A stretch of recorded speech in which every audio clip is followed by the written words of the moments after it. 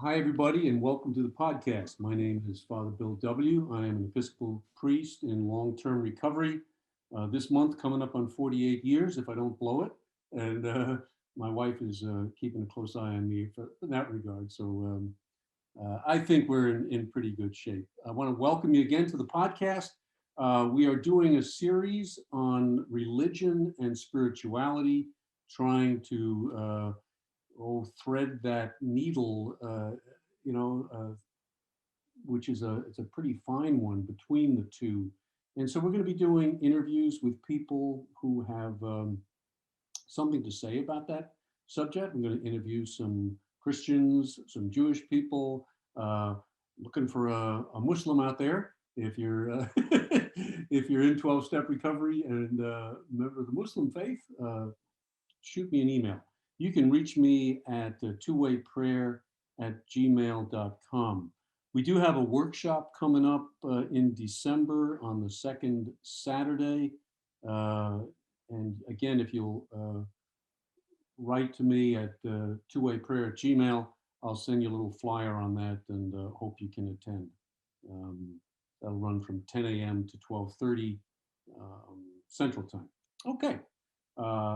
And one other thing is, if you could do me a favor at the end of this program, check out the program notes. And we're trying to do a short survey. You could really help us out by doing a survey monkey. It shouldn't take you more than a minute or so. But we kind of want to know a little bit of information about how you're liking the podcast, where some directions you want us to go in, and kind of how you absorb your information. So there is all of the business out of the way. And I'm excited to have my good friend Matt D joining us for the kind of the initial podcast of interviews. What I wanted to do, since we're going to cover some of the different faiths, Matt's came to my mind because he is the director of All Addicts Anonymous, and they take, I think, they take the religious viewpoint seriously, as well as the spirituality viewpoint seriously. And I don't know anybody who takes 12-step recovery more seriously than does All Addicts Anonymous. So we're going to get started. I want to welcome you, Matt, to the podcast. It's great to have you here.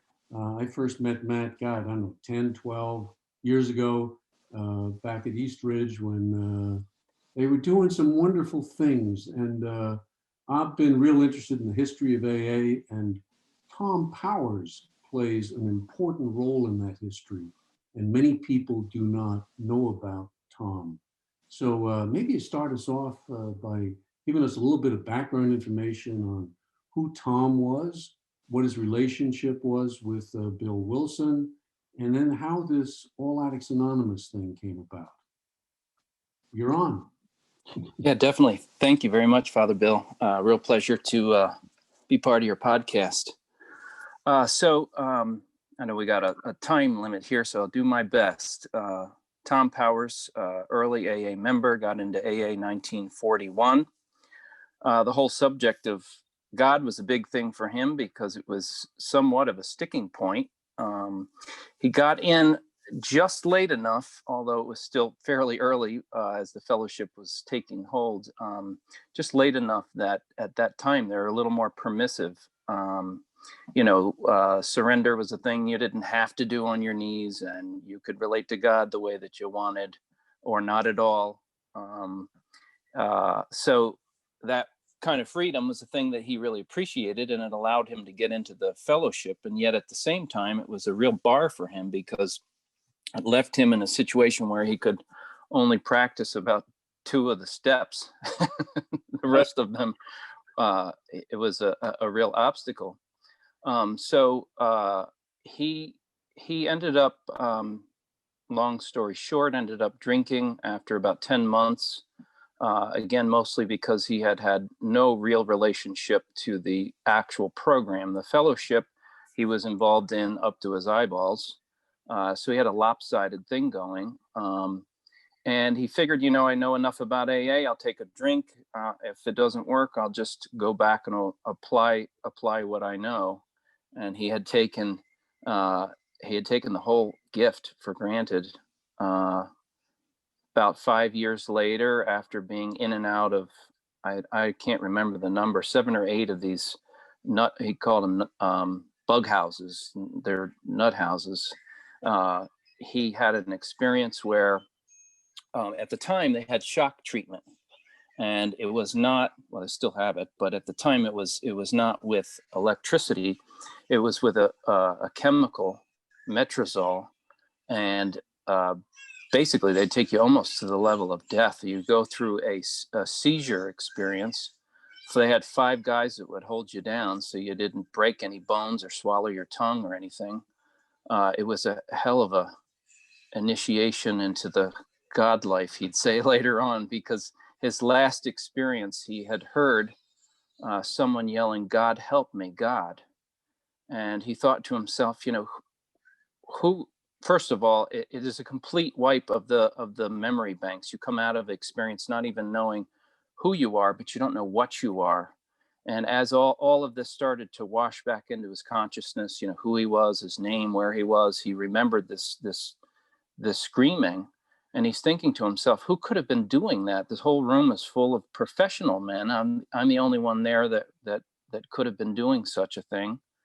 And at that point, he realized that it was he himself who was yelling for God, and that essentially, as an atheist, that no man was a true atheist, that God lived in all men, but some men had to be squeezed a little harder than others just to get to him. He got squeezed almost to the point of death, which, a real hard atheist, that's where you take that battle. Anyway, also, I think that he had just an awful amount of arrogance, if you don't mind me saying. He'd say so himself. And it was as though he had to learn about God from his own self. He couldn't get it from AA. He couldn't get it from those that he knew in AA, and they were high octane members like Bill Wilson or Dr. Bob or several of the first 100. He couldn't get it from them, and he literally had to get it from his own self.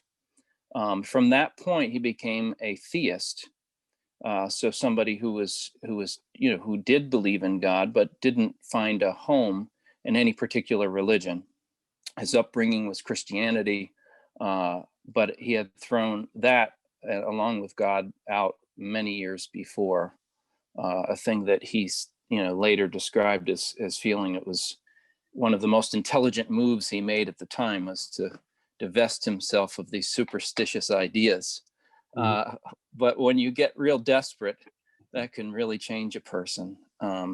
So that was his introduction, essentially, to being able to practice the steps, and to be able to come at them, and not this truncated form. And that's when his recovery really began. That was in 1946. And he was he uh, was attending meetings with Bill Wilson and the bunch there in New York. Is that right? He met Bill Wilson. He met Bill Wilson in 1941 at a meeting in Greenwich, Connecticut. There actually were not a hell of a lot of meetings back then. So one of the places where he used to attend meetings was in Greenwich, and he met Bill. He heard Bill tell his, what they called the hot flash experience, and they're missing a part of his story, which is prior to this whole shock treatment experience. Actually, in a few years before, he had a God experience himself, very similar to Bill Wilson. The difference was that he didn't have a Dr. Silkworth, and he was essentially told that it was a hallucination. At first, he couldn't believe it because the reality was so great. And then he saw that there was no way he was going to be able to get out of the mental institution if he was claiming that he had seen God. And then he started to agree mendaciously. And then after a while, he actually started to believe the what he thought at the time was the truth, that it was just a hallucination. He was out of his mind, and that's all it was. Yeah. But when he heard Wilson speak about his spiritual experience, it started to wake that thing back up in him. and the cynicism. Bill Wilson had a way of cutting through all of these sectarian lines and being able to talk about God in a very believable way that could touch, could touch a Catholic, could touch an atheist, could touch a Protestant, a Hindu, a Buddhist. I mean, he had this way of actually giving an authentic experience of what it was, what happened to him in Towns Hospital. It reached people. Well, it reached Tom, and he talked to him after the meeting, and that was the beginning of a very long friendship, sponsor-sponsee relationship, and also a working relationship, because Tom was an editor and a writer. So he ended up actually being AA's main editorial consultant during its key period of book publishing, which was the 1950s, with the exception of the big book earlier on. But he worked on the 12 and 12 with Wilson. So in 1951, they worked on the 12 and 12 together, which they did in tandem with Harper and Row. Then in 1955, they did a second edition of the big book, AA Big Book, which Tom was pretty much responsible for that entire project. And from what I understand, Ernie Kurtz had told me that it was actually Tom's idea to do another big book that would reach, with the different stories, because the fellowship had changed culturally, and just the kinds of people that were getting into AA were very different. And so he had handled the editing for those stories, which they actually did by recordings, believe it or not, without the speaker's knowledge, until after the fact, because they wanted to make sure that they were authentic, that you weren't talking on a stage. So they actually went to the meetings of the people they wanted to get the stories of, and they recorded them and then got their permissions later. And then in 57, they worked on the AA Comes of Age. Right. Did Tom What were you going to say? Interested in religion, though? He explored many different religions. Am I correct in this? In his book, he describes himself Correct. kind of beautifully as a kind of a mongrel. He says he was raised by mongrels, and he was drawing from different traditions in his own spirituality. Correct. So it was like, see, a lot of people in 12-step, they're angry at religion. I want nothing to do with it. I'm spiritual, but I'm not religious. Yeah. And where Tom was able to go was to draw from the different faith traditions the key elements that I think really related to nation and having a relationship with this God whom we don't understand, but can experience. Is that fair? That is fair. We've shared the article that Tom's son, Tom Jr., had published, and it talked about the difference between religion and sectarianism. And the way that it's described, essentially, religion, religiare, your ligaments are what holds your bones and your muscles together. What it is, it's a power, it's a binding power. And that was the thing when Tom first had that experience coming out of the mental institution, of hearing himself yell for God, and had tipped the scales, if you will, and made him a theist. At that point, he had an actual experience, which is a religious experience, which is a being knit, being bound into something, being bound into a power. Obviously, it's present because all of a sudden you could do something which you could never do before, which is say no to the drink, and so when at the point that he became a theist, he started to, anybody who took God seriously was his instructor, his teacher, and he couldn't relate as well to Christianity in the beginning. There were a lot of prejudices he had. I think that's a very common thing in the fellowship. I've worked with a lot of Orthodox Jewish members, and they're just burnt out on the idea of Judaism. Same thing. I've worked with people who are of a Mennonite type, or whatever. They've been brought up around it. They've had enough of it. It didn't work for them. They could care, I don't want anything to do with this thing, which you can almost understand. But they had come at it. I think he had his experience influenced the way he related to other people and the way he related to the whole subject of God, which was he came at it first as a God believer, somebody who was desperate, somebody who really needed help. It's very different in conventional religious circles. It's a thing you can't. I'm not by any means knocking it or putting it down, but to come at it with the level of desperation that if I don't get this thing, I'm going to die. That's the way he approached God in the beginning, and it was anybody who could teach me about God was you. I'm going to learn from you. And he was very interested early on in Eastern religions. I know that Mohandas Gandhi was really important to him. There were different Hindu teachers that were important to him: Sri Aurobindo, Sri Ramakrishna, Ramana Maharshi.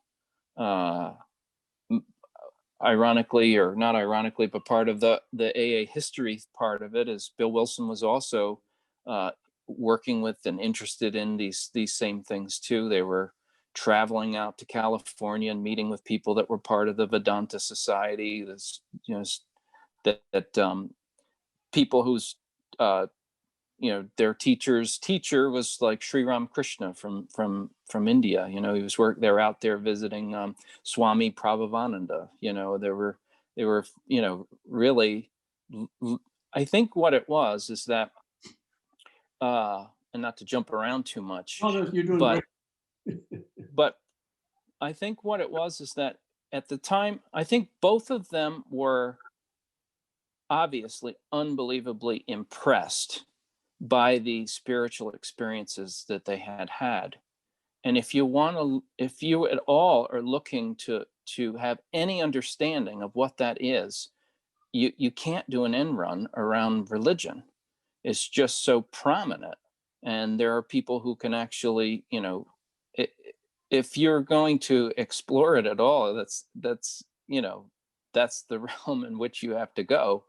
But at the same time, because drunks are so this idea of having, you got to do this, or I think this is one of the difficulties with relating to the Oxford group in the early days in East or at NAA was that it came off as a sect. It was in a way. I know that Bookman was really trying to take this thing out of the churches and into the places of where people worked and in governments, and he was trying to bring the principles of religion into these different places. But there was still an aspect of it was a very heavy kind of Christianity that drunks find offensive. It's sectarianism that drunks find offensive. And but in its true understanding of the word religion, it isn't so.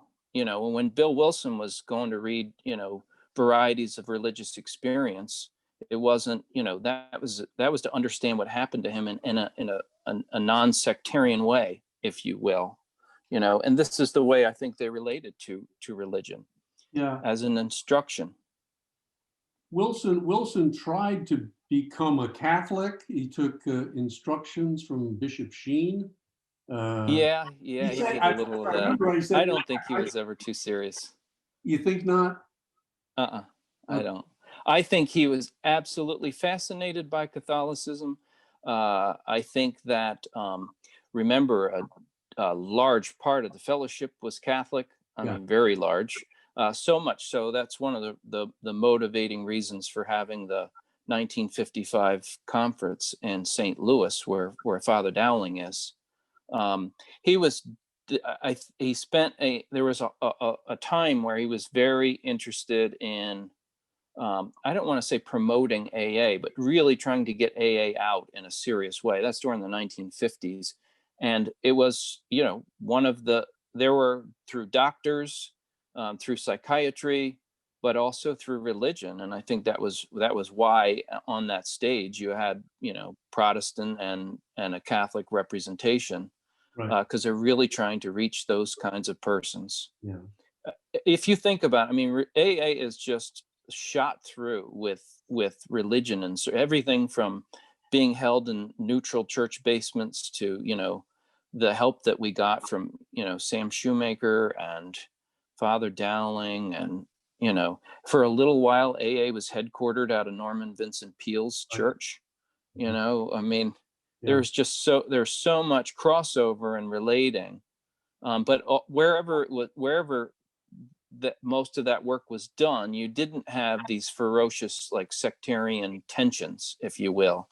You had people who really understood that the alcoholic was very sick in a way, and you couldn't burden them with sectarian things, without jeopardizing their possibility of getting through the door. And they knew that.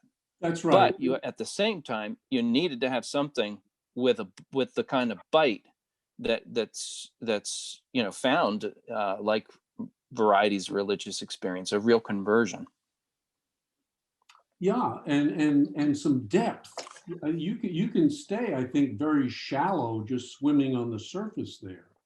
And I guess my own belief is the funnel, the door has to be very wide for the alcoholics, so that they can come in and not Yeah. get scared Yep. off by the religious thing.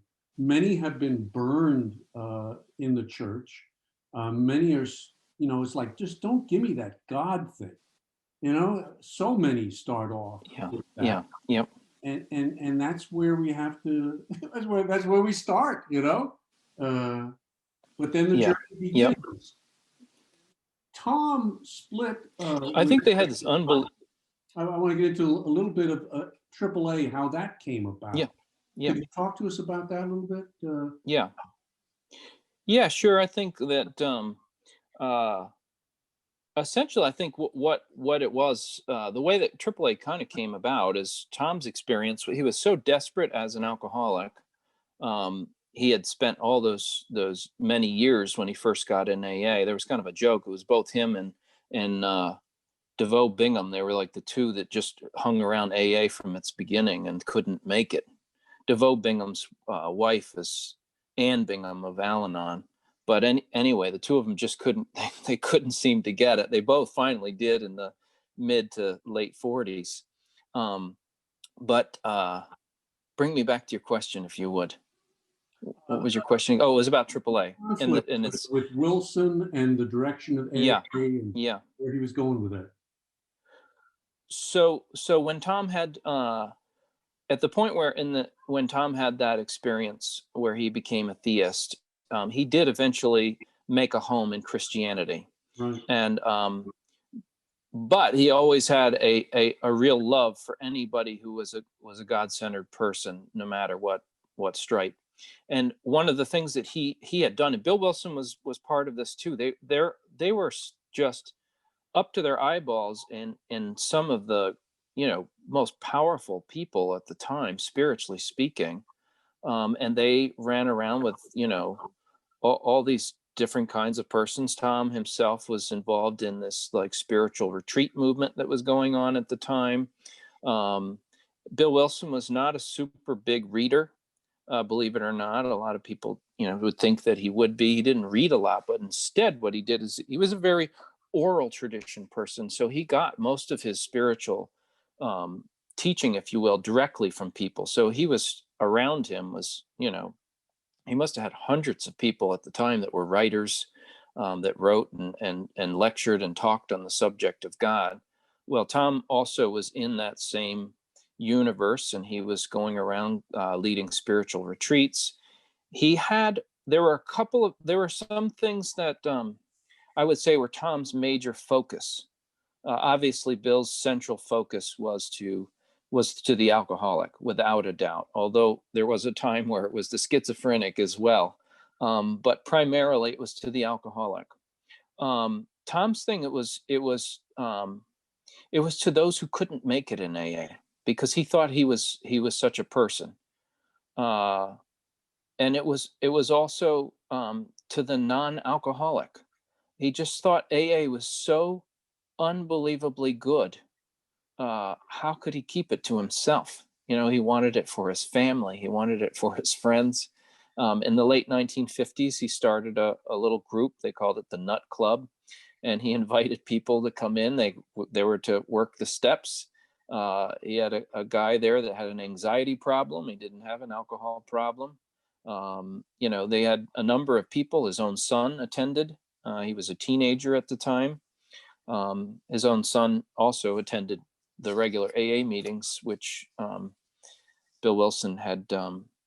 He actually had suggested that by the time you're about 13 years old, that you could start to attend open AA meetings. There wasn't much of Al-Anon or Alateen. Yeah, so he started attending as a kid, and he got the answer before he ended up becoming a drunk later. He had to circle back around again.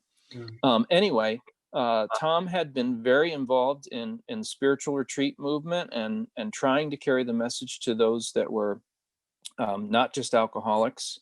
And I think that was, one of that effort culminated in his book, Invitation to a Great Experiment. And what he tries to do in that book is transmit the principles of the 12-step program through the language of the spiritual traditions.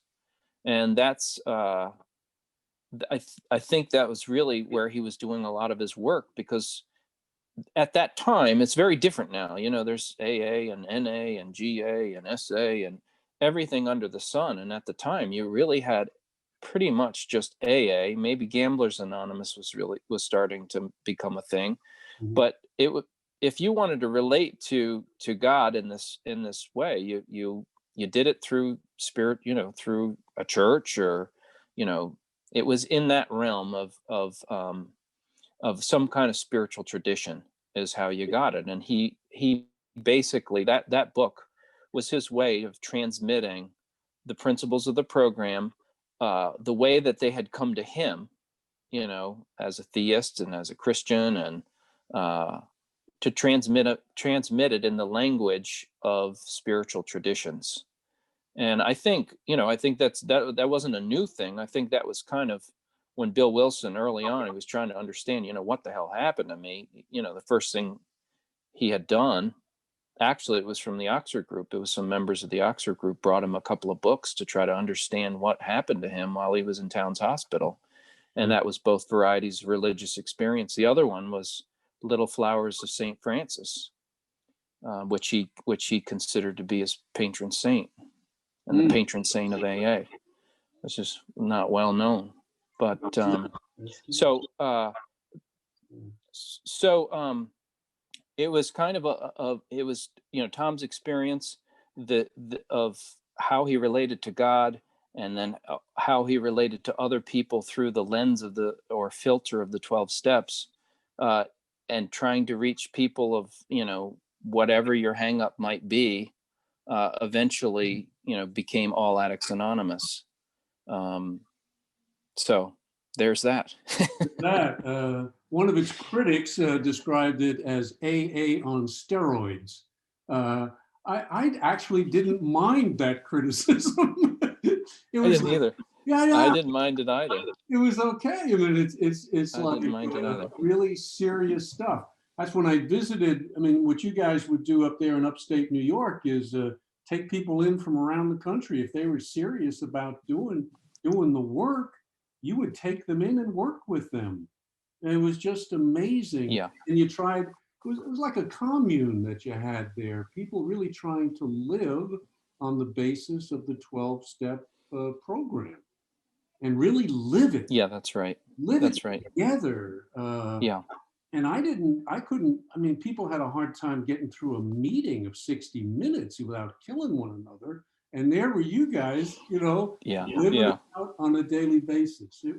Really one of the highlights of my own life in recovery was coming up there and visiting with you guys, and having that experience of really taking the 12 steps and AA to the next level, really to the next level of really Yeah. living Yeah. it out. Yeah. Yeah, and so hats off to you. And I know you're trying to really carry that on.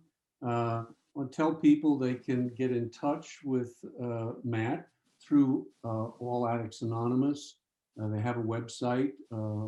Encourage you to visit it. They're still developing it in some ways, but you can get some good information there. They have some meetings that are going on around the country, and you can tune in to some of them. So, Matt, I want to have you back another time and really dig into a little bit more of the history. I don't know too many people who know more than you do about some of those early days in getting AA going and started and pointed in some good direction. So it's wonderful to see you again, and thank you so much for Yeah. Thank you. the podcast.